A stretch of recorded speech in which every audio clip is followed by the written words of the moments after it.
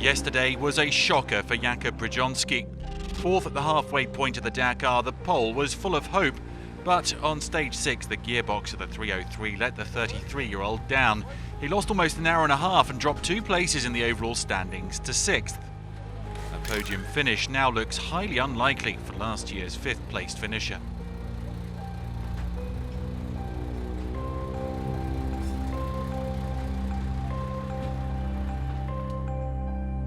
Having won the 2 previous stages to rise to 2nd in the standings, Sebastian Loeb opened the road again.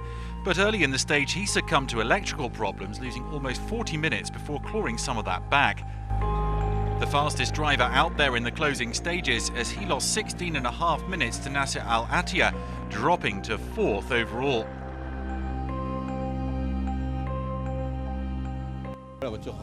We stopped after only 3 kilometres of the special, then got going again. We did 5 kilometres, then stopped again. We got going again, then stopped again.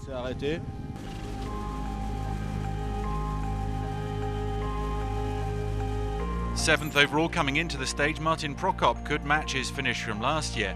The Czech hit some difficulties in the sand. Peruvian Nicholas Fuchs ran into even bigger problems.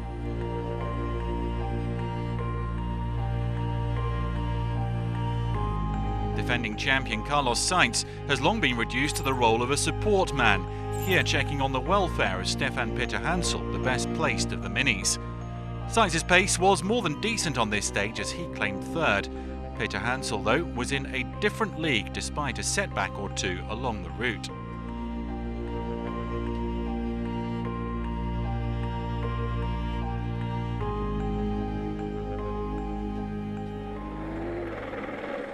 In firm command overall, Al-Attiyah was another to discover this was an incredibly testing stage.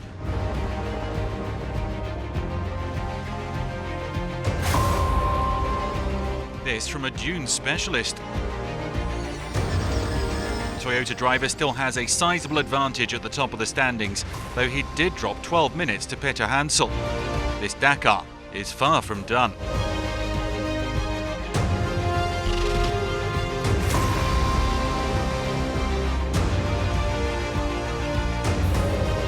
After a 3rd placed finish on stage 6, 5 times bikes champion CYRIL moved up to 5th overall. The Frenchman's best cars finish a 3rd 2 years ago. He still has an outside chance of repeating that podium finish after 5th on this stage. NANI Roma is without a stage win since 2015. The 2014 champion is getting closer on this year's Dakar, at 2nd place on the stage, just over 4.5 minutes adrift of Peterhansel, and he's up to 3rd overall. Monsieur Dakar, Peterhansel says he's made too many errors this year, yet he's still in contention for an 8th cars title. Here he managed his 2nd stage win following that obtained on stage 3. The gap between him and Al-Attiyah down to under half an hour, the car just about holding together. We jumped a dune right at the start, not in the big section of dunes, but there was a small dune right at the start, and we damaged the bonnet. There was a huge impact to the neck, and I saw stars from right to left. So Loeb, the big loser on the day, Peterhansel making up good ground on Al-Attiyah there. So under half an hour between the top 2. The top 4 covered by under an hour.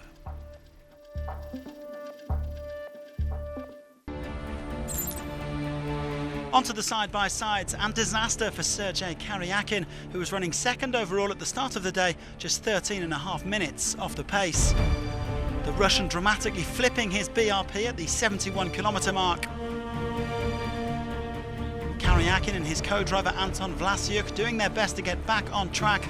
And after several hours they did manage to set off again, but the 2017 winner in the quads seeing his hopes of a 2nd Dakar title fade in the desert dust. A much better day for Chaleco Lopez, who claimed his 2nd consecutive stage win, his 3rd of this Dakar overall. The Chilean almost an hour back this morning, boosting his overall hopes. Gerard Fares looked on course to retain his overall lead. The Spaniard had 32 minutes over his teammate Ronaldo Varela at the start of the day and was only a couple of minutes down heading into the final part of the stage.